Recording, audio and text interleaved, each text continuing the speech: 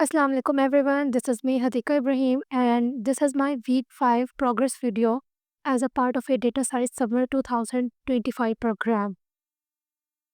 I'm working under the mentorship of a Dr. Akmal. In this week, I have completed 3 major tasks. First, I explored the notebook LM in the research context, understanding how it can assist with the note taking, summarizing, and managing the research workflows effectively. Second, I explored the two powerful AI extensions in the VS Code, Codium and Tab9. I tested their capabilities for the auto completion, code suggestions, and overall development workflow improvement. Finally, I joined the Accident Awareness Dashboard project led by Abu Bakr Idris.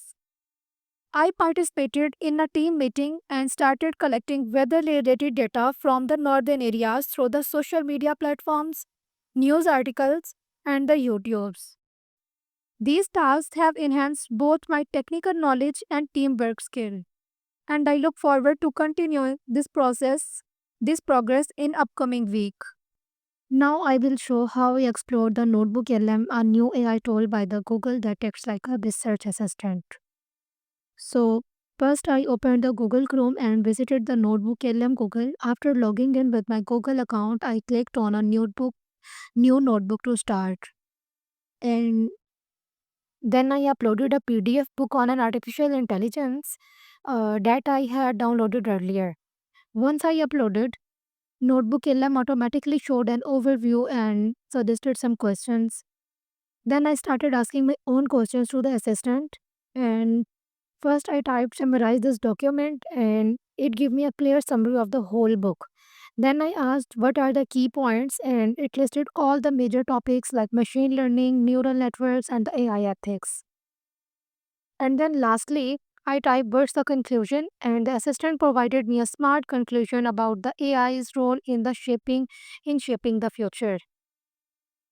I really found this notebook very helpful for the quick understanding of the long documents. It only uses the uploaded file, so the answers are very focused and relevant. This tool can be very useful for the students and the researchers, and I plan to keep it using in my learning journey and in my research work. So my next task is to explore any two AI extensions in the VS Code. First, I opened the VS Code and went to the extensions tab on the left side. Then I searched for the Codium and installed. After installation, I used the shortcut Ctrl Shift plus P to open the command palette. From there, I searched for Enable Codium Chat and selected it. This opened a chat panel on the right side where I can now interact with the Codium assistant. Now I will write a simple Python program inside the VS Code editor. This code takes the marks from the user and tells whether they passed or failed. As you can see, the Codium extension starts suggesting the code while I'm typing. I press tab to accept those suggestions. It saves time and helps me write faster. So once the code is complete, I go to the right side Codium chat panel and then I ask for explain this code. Codium instantly responds with a clear explanation of each part of the code. This is extremely helpful for the students and the beginners like me because it makes understanding logic much easier. Now I will run the code using the terminal in the VS Code. It asks me to enter the marks and I type 50, so the program replies, "Congratulations, you passed the exams." That means the program is working correctly and the logic is fine. In this part, I will show how to use the Tabine AI extension in the VS Code to get the smart code suggestions and assistance. Let's start by installing the Tabine extension. On the left sidebar, I click on the extensions icon and search for the Tab9 AI chat and autocomplete. This is a powerful AI assistant that supports the multiple programming languages like Python, JavaScript, Java, and more. I have already installed it, so you can see it says installed here. After installation, I open the command palette. Now I will create a simple Python file named as the tab9.py.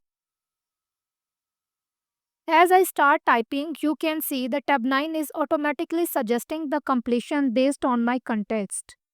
So I press the tab to accept them. Tab9 also offers a chat panel on the right side. I can ask it to explain this code and then improve it.